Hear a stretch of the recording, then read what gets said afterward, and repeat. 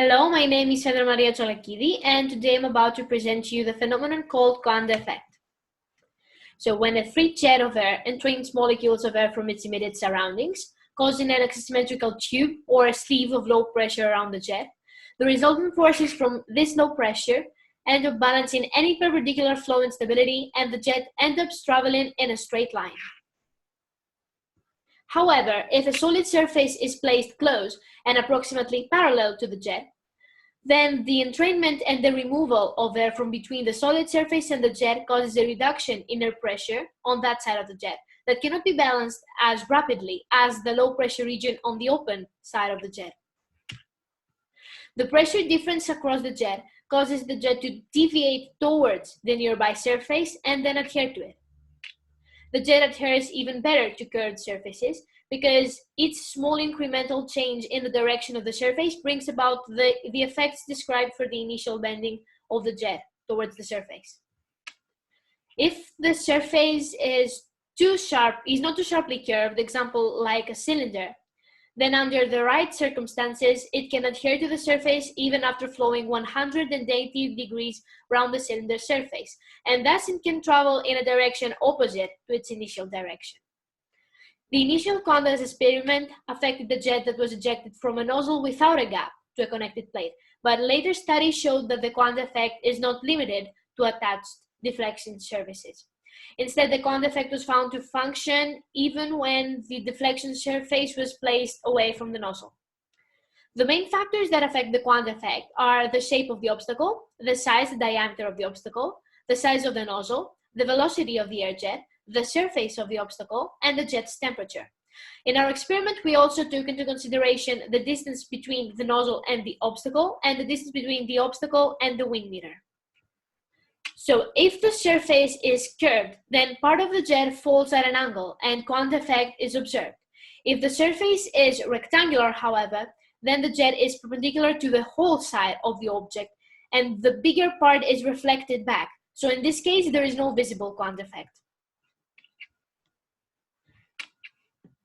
Increased radius of the object will lead to increased number of vertical surfaces of the object. Thus, the air jet will make the Coanda effect more difficult to form.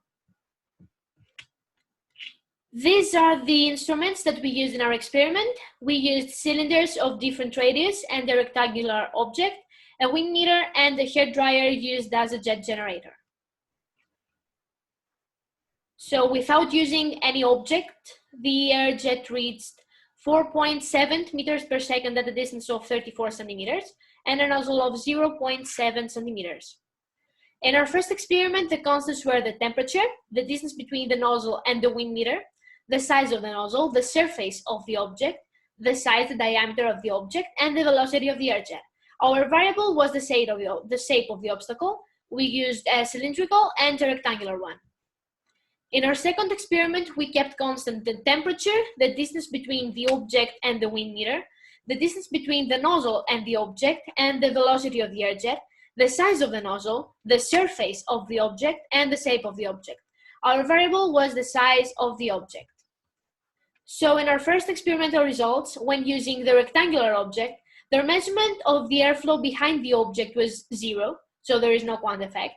While for the cylindrical object, the measurements were 2.6 meters per second, so the experiment seemed to validate our hypothesis. In our second experiment results, we record airflow behind the object even at large object radiuses. Thus, increased radius leads to decreased velocity. Here we can see our second experimental results in this graph.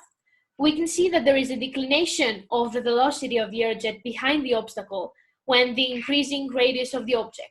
The greater change here between the third and the fourth results are caused because of the sudden decrease of Coanda effect at angles that are bigger than 60 degrees. So the first three results affect angles smaller than 60 degrees, and the other affect angles that are greater than 60 degrees.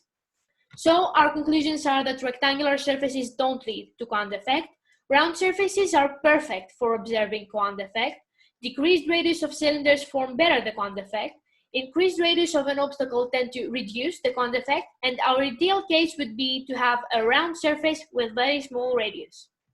These are our references. Thank you for your attention.